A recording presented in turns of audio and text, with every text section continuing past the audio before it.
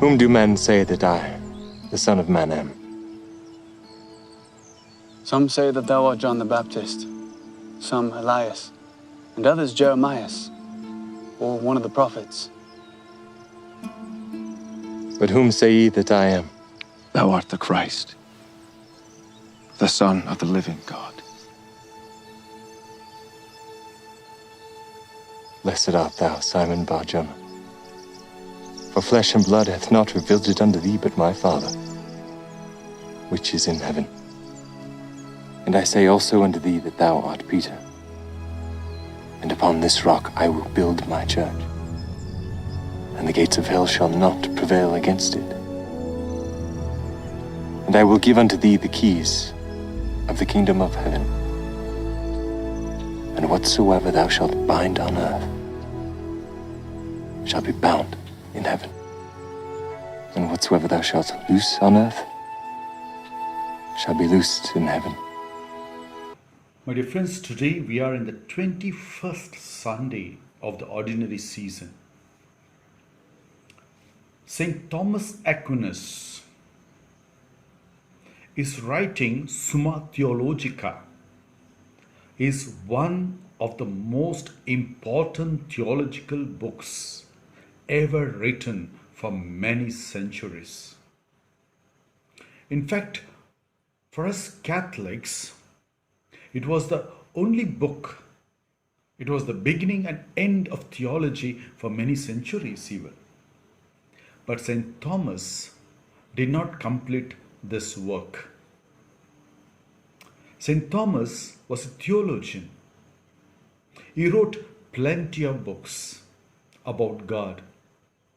But once he had the mystical experience of God, in which he saw a glimpse of God's divine glory. And when he compared the divine glory to all his writings, he wanted to burn all his writings. But his brothers, his disciples, prevented him. My dear friends, this is the central theme of today's readings. When we encounter, when we experience God, all other things seems rubbish. When you personally experience Jesus, all wealth, honor, power seems so useless. We count everything as a trash. This was the experience of St. Thomas Aquinas, and this was the experience of St. Paul in the second reading. And this was the experience of St. Peter in the Gospel. In the second reading, we see St. Paul in his last days, abandoning theology for poetry. He shunning away arguments for adoration, changing over from inquiry to contemplation. Yes, my dear friends. Like manner in the Gospel, we see Jesus asking his disciples, "Who do people say I am?" And then he addresses his disciples personally and asks them a personal question, "Whom do you say that I am?" Yes, my dear friends, Peter rightly answers, "You are the Christ, the Son of the living God." It's then that Jesus entrusts Peter with a mission. You are Peter, and on this rock I will build my church. My dear friends, today Jesus asks each one of us, baptized and confirmed in his name, who do you say I am? Who is Jesus for us? Dear friends, Holman Hunt was a beautiful artist of 19th century. He painted the famous picture, Christ the Light of the World. He portrays Christ in a garden at midnight, holding a lantern and standing in front of a large door. And many of us have seen this picture.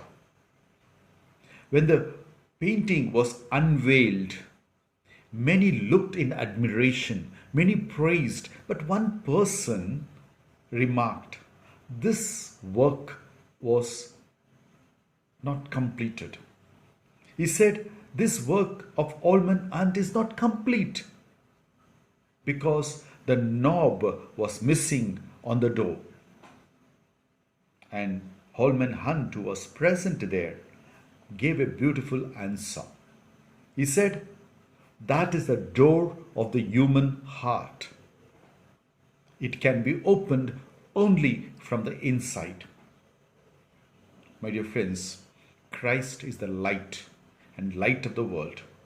It stands and knocks at the door of our hearts.